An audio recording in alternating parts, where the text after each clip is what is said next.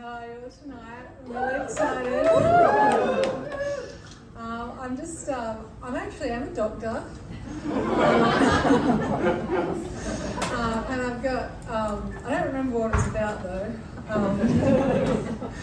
But I've got highly technical expertise in making treasure maps and treasure hunts and finding treasure, which are these frogs over here with the red thighs. And this is actually a painting I did because I love my job so much, and it's a swamp. So it's a swamp above Wollongong, and these are amazing ecosystems. This is me. I've obviously gone downhill since the PhD. This is me at work. So I love swamps. I really, really love them. I couldn't show you the real photo. But this is actually Princess Fiona from Shrek. And people call me that at work because I get really excited when I'm out in the swamps. Because I love frogs. And I love frogs so much that I actually like to go frogging on a Friday night, I call it. And I think it's really fun, but it's actually really hard to find people to come. And so I used to do it when I was a teenager, and when everyone became 18, they were going out clubbing on a Friday night, and I tried to get my boyfriend to come out frogging, and he wouldn't come. So I'm still having that problem, so I decided to put it on my dating profile. I just put some normal stuff, like I copied a few other people's suggestions, and then after work you'll find me going frogging, which is taking a head torch out at night, and usually when it's raining in the swamps and looking for frogs. And being a scientist, I thought I'd make it even more specific because I wasn't getting any matches. So I thought I'd put long-term relationship because some of my projects go for many years. And if I find someone that's good at frogging, then they might be a keeper. And also fun casual dates like the frogging on a Friday night, and the last one was a man that looks like Shrek. So this is my serious slide, which is really serious. There's a lot of threats to frogs, and this is why I work on them. I really care about working on endangered frogs. There's threats like impacts to their habitat. Chytrid fungus is like a disease of their skin, so only the strongest frogs can survive from this kind of fungus. Fire, as you all would have seen in 2019, 2020, the really big fires, they were so widespread there was hardly any refugia for frogs, so it reduces their populations, and then we can get inbreeding. So it's one of the biggest things we're trying to deal with. So what I do is look for new sites, which is the big fun treasure hunt, but we also collect genetic samples and we do things like captive breeding. So I want to share with you some of that. This is the fun part. It starts with a treasure map. So we look at where we can find the frogs. These are swamps up above Wollongong, just south of Heathcote, and they're really big sponges in the landscape. They're amazing places, which is why I love them. And the frogs inside are like the treasure at the bottom of a swamp. And they spend their whole life there. They just do everything, eat, and everything. So these sponges, these swamps are like a bathtub. So the Hawkesbury sandstone underneath them is holding all the water in. So they're really unique places, and they hold water even when there's really bad drought. So the dating app's not working. So so I've got all my colleagues coming out and some of my friends, and they're really enthusiastic. And I'm somewhere in the bush ahead of there, and they hardly ever complain. I haven't had any mutinies yet, which is really good. But my mentor also told me you have to sacrifice some blood when you go in the swamps. So whether it's from this grass that cuts you like paper cuts, or leeches or ticks, obviously, if you're willing to come out. But Yeah, but we have lots of like really cool successes, and yeah, everyone just pushes on regardless. So yeah, in all seriousness, these are the endangered frogs I work on, and they're very, you know, on the brink of extinction. So I made them some dating profiles. This is Little John. He's really handsome. He's a waterfall chaser, and he can kill spiders on demand. Such a good thing to put on your profile. And typical frog, intimacy without commitment. This is Helioporus australiacus, the giant burrowing frog, and he's so gorgeous. He's like the cutest frog. And actually, Jodie here from Australian Museum did this amazing threatened species cake, and it was just my favourite recently in the threatened species bake-off. So, my favourite frog, anyway, yeah, he likes to lay low, like they go under the ground, and this is why they can survive sometimes from fire, but they are an endangered species. This guy, he's a bad boy. He can eat a funnel web in one mouthful. I've actually seen one regurgitate a funnel web. And he also likes to eat other frogs. And yeah, open to kids, like he's got some good qualities. But what's important is we really don't want to confuse this guy, which some people do, with Cain, who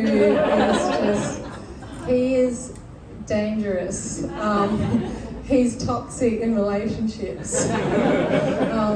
Like he might seem cool with his Instagram account and like he likes to eat everything, but we really don't want these guys coming down into New South Wales from Queensland. So anyway, here we go. The treasure hunt begins, and I really love a Mission Impossible. Like I love the movies. I like to imagine my jobs like this Mission Impossible, and I get a bit excited about that. So I make these like grand plans, but then I've got to actually try and execute it.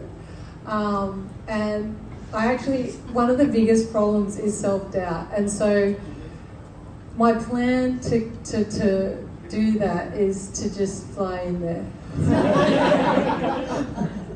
Which I wasn't allowed to do in the government, because I work for the government, and like obviously it wouldn't be WHS like approved. So this is my actual path. The red lines are like the most nightmarish, impenetrable scrub bashing, like horrible. But anyway, found all these amazing species, and thanks to the people who came with me who survived. So this is beautiful Latoria Littlejohni, a fantastic female that we found there, and the gorgeous giant burrowing frog, and we found giant dragonfly, which are about the size of my head. And we found them by taking a water sample and doing a DNA test. And then we also use these thermal cameras, and I'm not looking at the animal there, but anyway, we're looking for these little eastern pygmy possums, which we found throughout the swamps, feeding on the nectar of Banksias during the drought. So that was really cool. And then I was just pretty excited to go frogging. So this is me before a night of frogging with my colleague Vanessa. We're waiting on this creek for the rain to come and the night to come. So this is where we also wait. This is what we call the croak room. Well, I call it that, and everyone kind of like sniggers, but I think they're laughing at me because I get really excited because we get there and like it's getting dark and all the male frogs come out, the only male frogs call, and they sit like in these little caves and they amplify their voices, but then they kind of compete with each other, so they start doing these weird like calls to each other, and it's just fantastic. We found a couple of threatened species at this site. It took us about 3 days to get in there. Anyway, then when we finally, when the night falls, this is what we do. We do a frog survey, and it's basically Marco Polo to start with. So you can call out, "Hey frog," and they call back. Or you can make a call from like a recording, like the Frog ID app, which I'll mention later. But you can play a call that's like a male frog call, and then the males will be like, "Who's that guy?" And then they'll like try and call back, but they'll make this weird gurgling sound, and it's like, and they're trying to compete. But anyway, and then you catch them. So then we call it a croak and dagger, but we're really very strict with our ethics. But we take a tiny little skin sample from between their toes, and then we look at genetics. So mission is not accomplished at that point. We need to monitor their frog habitat, and they need water. And some of these swamps are getting impacted, so by different things. But what we do is we basically stick a pipe down through the mud, down to the bottom of that bathtub, and we put a measuring device in that pipe, and we look at it's called a piezometer. It's a pipe, so we look at the aquifer water levels. And this is in winter, so we've got to check it a lot during the year. You can see the ice around my foot. I need volunteers. Always need volunteers. I'm often there on my own, just talking to myself. Anyway, this is the data that we get. And this is just really interesting, I find, because this is a natural swamp at the top that's not impacted by anything, like a really pristine swamp. And the water level is just sort of fluctuating with rainfall, but it's always pretty wet. But then the other two colours are just showing different swamps in different areas, but they are they've got water, and eventually they just flatline, kind of like a heart rate monitor. So like they're dead. So that they've lost all their water. And this actually, it does correlate with underground mining, so that's something to investigate. But it could be mining, or it could be the wide-mouthed frog that drank all the water. Who knows? So the threat of inbreeding, as we know from all these different threats, and the cumulative impact of all these different threats, that the inbreeding is really a problem. So we need to collect individuals with high genetic diversity and look at breeding programs ultimately. So we get handsome old Little John, the lover of last-minute adventures, etc. And then we match him with Latoria. These are both the same species, obviously, but I just call them those names. It's Latoria Little Johnni. But they're beautiful frogs. They're both looking for intimacy without commitment, and they both like the smell of curry, which these frogs smell like curry. It's quite weird, but when we identify them, we sniff them all night. So hopefully it's a match, and we can work on breeding programs to do this kind of thing. And so another project I'm working on is with the bad boy that I mentioned earlier. So Myxophes australis. We're trying to retranslocate these from Symbio. Symbio are doing an amazing job breeding this frog. We're actually releasing teenagers into a national park. This is a juvenile, teenage bad boy, and he's lived all his life with his parents at Symbio Wildlife Park, and he's been stuck in a cage, and he's finally going to be let loose in the Royal National Park. So we'll see what they do. We're going to monitor them and see what their behaviour's like. So my message to you tonight is you can also really make a difference doing citizen science. I really want to encourage you that even common frogs are really interesting for us to get information on, but also the endangered species.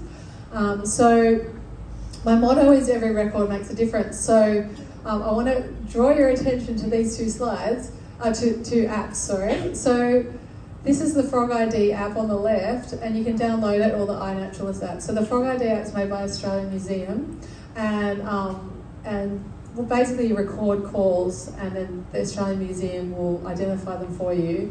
And this one you can take photos. So it's like calls and photos together. You can go out and go frogging to your heart's delight. And I can see all those records that you make, so I can help you identify them. I've got a profile on this app. And then with the Australian Museum, all those records eventually go back into our database for the government, and I'm really using this. I have a 15-year-old boy that goes out frogging down the south coast, and you should see what he finds. And I've been going and following up on some of his work. And so you can really make a difference. Like even if you just go bushwalking on the weekend and you go out after dinner at night with your head torch, try and get some people to come out, especially if it's raining. And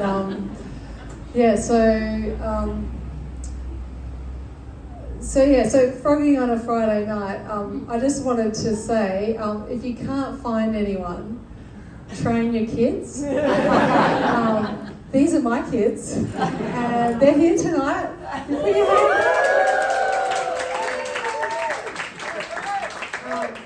So they're so well trained that so they are better at finding frogs than I am, and they've got really little hawk eyes, and they also can scramble through like really difficult situations.